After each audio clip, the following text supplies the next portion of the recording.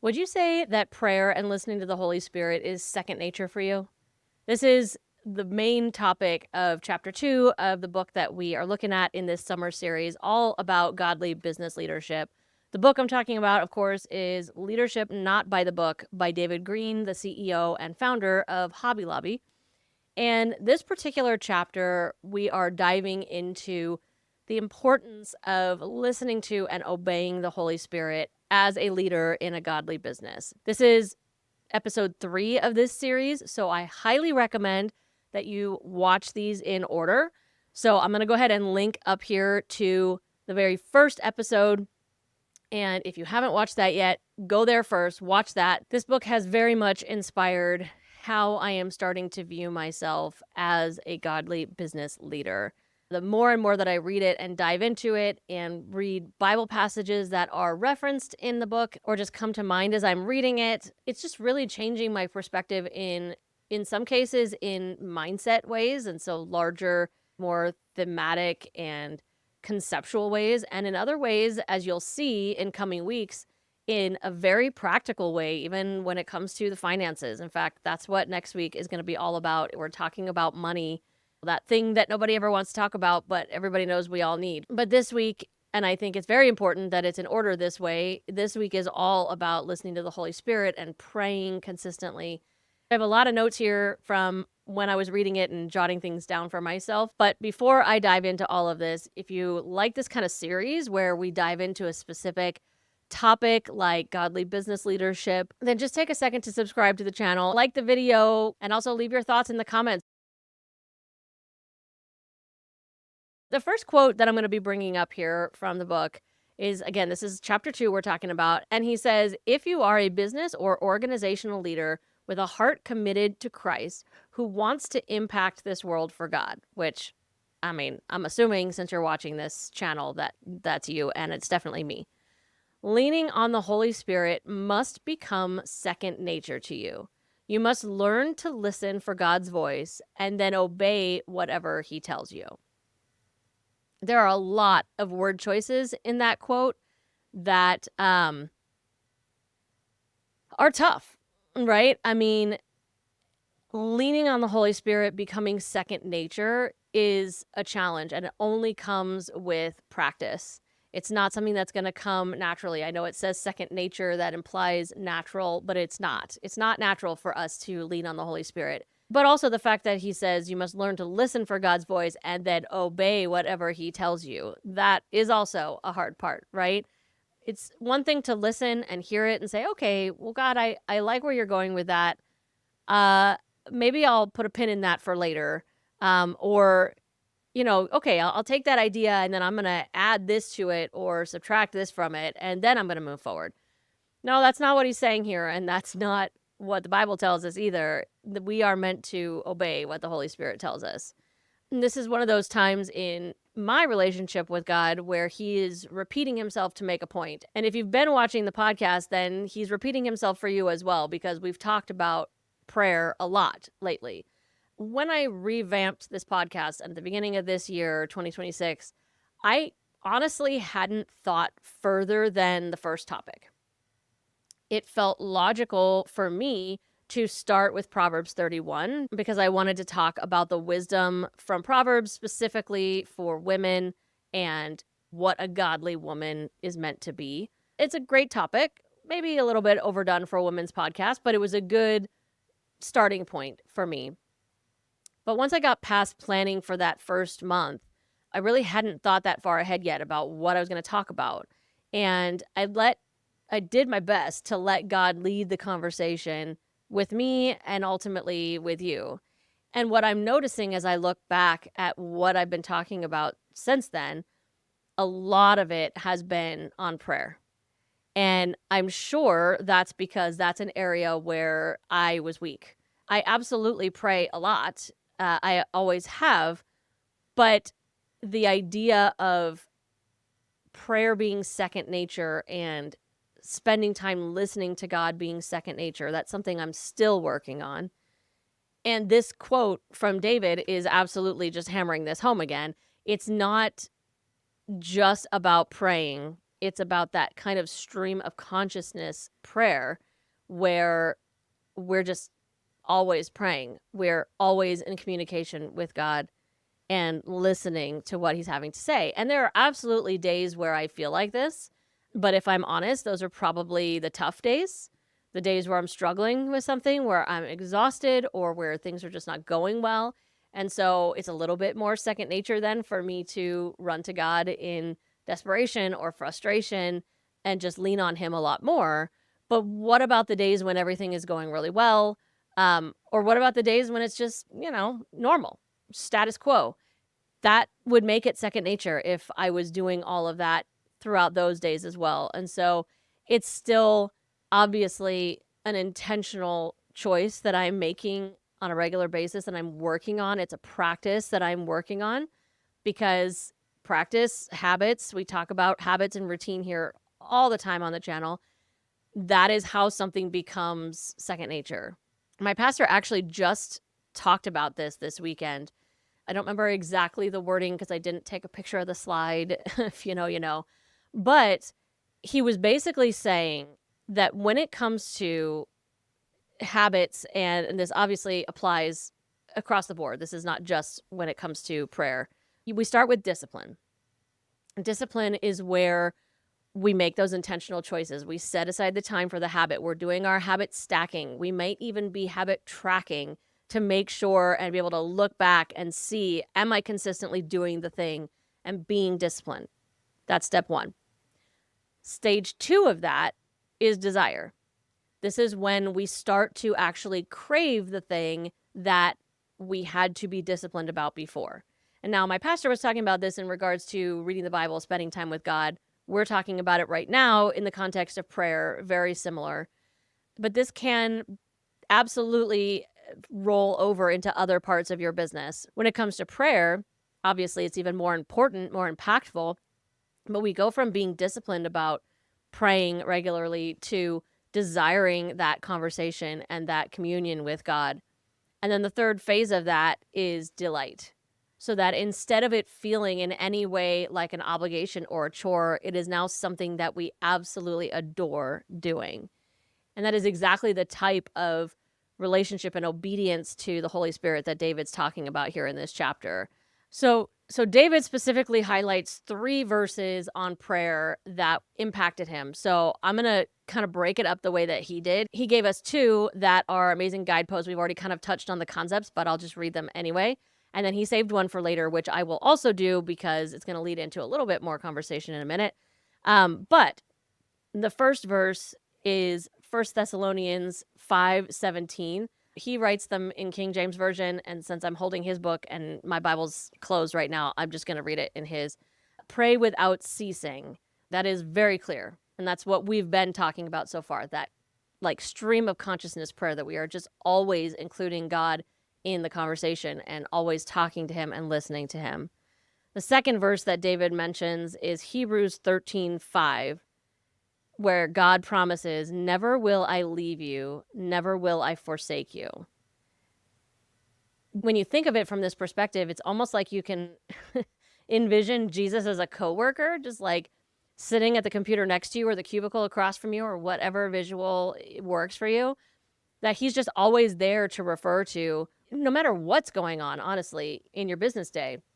Whether you need to roll your eyes in a meeting because something feels ridiculous and you need to just kind of vent and commiserate with someone, or you need that support, you need that wisdom, that guidance.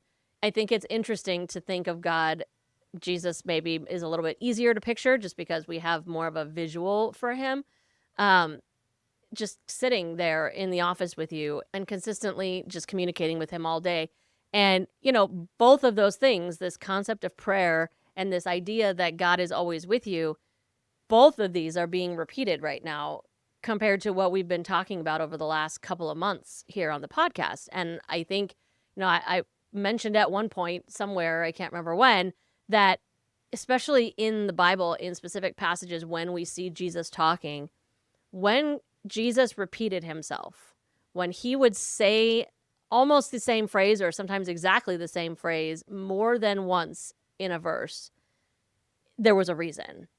that it was either the topic or the concept that the person he was talking to needed to hear the most. It was the biggest challenge for them, perhaps, or it was just the most impactful thing. It was the most important part of what he was saying. So the fact that I've been intentionally trying to let him lead the conversation with me and ultimately then with you guys, and he's repeating these same things over and over again. I know he's saying them for my impact, but maybe he's saying them for yours as well. So I want to just make sure that we both take that in and recognize that that comes down to relationship. Pray without ceasing, and God is always with me. These are examples of what it's like in a marriage. And we talked about this too when we were talking about the comparisons between an earthly marriage and our relationship with God and all of that, how easy it is for us to always think about and include our spouse in our decisions, in our lives, just in what's going on, and for them to always just be there. And yet we find it more challenging when it comes to God. This is a repetition that both of those things are incredibly important and the most important thing to God. And how important it is when it comes to the decision-making process. As a leader of a business, of a godly business specifically, we know that we want God to weigh in on those decisions, especially the big ones. And, it's a lot easier to hear his voice and to remember to include him in that process when it becomes second nature for him to be around all the time. One of the quotes that I wrote down was, he says, "If I'm not sure what to do, I wait. I leave room for him, God, to speak to me in his time. He always does." Now, this is definitely one of my biggest challenges, specifically when it comes to God not just being a part of my business, but remembering, like we talked about, I think it was last week, that it's not actually my business, that it's his business, and that I am a steward of the business rather than an owner, right? This is a mindset shift that God is showing me and hopefully you as well. I really struggle with patience when it comes to waiting on God's decision. So I don't know if you've ever had those situations where, you find out about something and it's like, oh, I got to make a decision immediately, or I'm going to miss out on this, that, and the other. And I don't know if this is the right direction. Usually this happens when something comes up that we are unsure if it's God leading us down a different direction in some way, or if, it's a distraction. This actually happened to me, gosh, a couple weeks ago. I was one of my days where it was a boundary I had set. I'm not working on these days, Friday, Saturday, Sunday. I don't do any client meetings on Friday, Saturday, Sunday. Sunday, I don't work at all. Friday and Saturday are my time to use in my way. Sometimes doing client work, sometimes doing content. It just depends, right? And I had somebody completely random, total stranger, reach out to me asking for time with me, not to look specifically at Trello, but just to look at overall business process, which is something that on some levels I want to branch into. And so in my mind, I was thinking, okay, this could be God bringing me an opportunity to start branching out in this other direction. But there were red flags. There were things that made me feel like, oh, I don't know if this is a distraction, something that's going to take me off course, or if this is an opportunity. And so, my initial thought, I didn't stop and intentionally pray, but I definitely feel this was one of those times where the Holy Spirit was talking to me and guiding me. I was being asked to break some of my own rules and not only allow a random new client that I'd never met before to book with me the same day, which I never do that, just because I like to have a little bit more control over my schedule and things like that. And I don't like feeling rushed or pressured. So I was being asked to break that boundary. This person also wanted to go against my policy as far as like prepayment, whatever, for new clients. There were just a lot of things that were red flags. And I just wasn't entirely sure. Like I said, I didn't specifically stop and pray about it because I was out and about and doing things. But I definitely feel like it was the Holy Spirit kind of guiding me to say, no, you set these boundaries for a reason. They have worked really well for you for the past year. And, you need to stick to those boundaries. And so I did. I was responsive and I was, communicating with this person, but I was very clear about my boundaries. and just kind of left it in God's hands at that point. And then came the patience of just waiting to see, was I going to miss out on this client, or was this going to be the beginning of a totally different direction of my business that I'm actually a little bit excited about exploring? And so I guess in a way, what I was doing without maybe realizing it was putting out the fleece, right? Like I was basically stacking the cards against me. I was basically telling this person no to everything that they wanted to, meeting their timetable and everything like that, and taking the control back for myself, which in most cases is going to mean that they aren't happy, right? Because most customers want that instant gratification and they want things to work out the way they want it. And ultimately, what God showed me in this particular case was that this was a distraction that I wasn't meant to pursue at this point.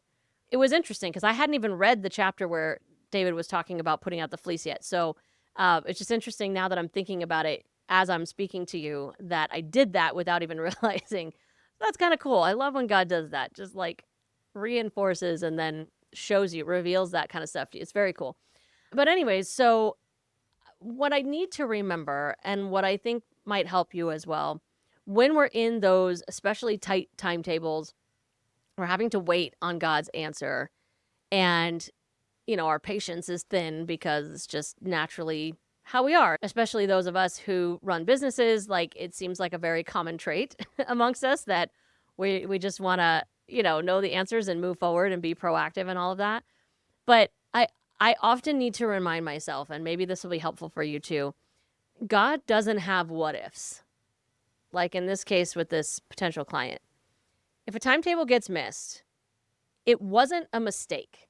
It wasn't, God accidentally missing a deadline. It's a clear answer. It's a clear answer that, for now at least, this is not something that God is directing me to do. He wants me to stay on course with what I am doing currently that he has guided me to, and that this would have taken me off path and down a rabbit hole and, maybe gotten in the way of something else that he's wanting me to do. It's important to remember that God doesn't have what ifs. He doesn't accidentally miss deadlines and things like that. If he does not make something happen the way that we are asking him to, it was intentional. It was his will. And it makes it for me a little bit easier not to have what ifs and regrets myself, because I can trust that I got a clear answer from him, whether or not it was the one that I wanted. The third verse about prayer that he highlights, and I'm going to read it inside the context of the quote from him as well. So the verse is James 4:2, and it says, "You do not have because you do not ask God." Let that sink in for a second. Because if you're like me, you feel like all you do is ask God, right? Ask for this, that, success here and new clients, and like you ask for all of those things. But perhaps, and this is partially coming from what David said, perhaps God is waiting to hear from me, from you, so that he can create something new and amazing in our lives and in our business. It's not that he can't do it without us specifically asking, but he wants us to ask. And this was a really powerful thought for me, especially because I feel like lately God has been calling me to some really, really specific things. One of them being this podcast and leaning into my faith in a completely different way, especially publicly in this way. And I'm doing my best to obey, but am I missing a really, really important step? Because I think I assumed that just because God called me, he would automatically bless it because I obey. And again, it's not that he can't, but he's partnering with us in these things. And I think maybe he's waiting for me to ask for specific blessing, which feels weird. And it's something that I'm still kind of working through, like what that looks like exactly. He's blessing me for sure, and I'm growing a lot through creating this content, but I don't necessarily see him blessing the podcast yet. And is that because I'm not asking him for the right viewers, the engaged viewers to find and watch the podcast. This is just an example. I'm just being really upfront and transparent with you about what I'm thinking as I read this kind of verse. You do not have because you do not ask God, which I have started to do. So if you're watching this, you're an answer to prayer right now. And I hope that you will say something in the comments and let me know that you're here and that God has brought you here, because that will help me to see the truth and the reality behind what this verse is saying in James 4:2. And so I guess I'm kind of still working through this, but I absolutely see it as a wisdom from God. And so I guess the question I have for you is, what is it that you're waiting for that maybe you do not have because you do not ask God? Thanks for watching this episode all the way to the end, and I hope that you liked it, and more importantly, that you found it helpful. If you did, make sure to like the video, subscribe to the channel, and share this video with another Christian business owner that you know is going to love it as much as you did. God bless you.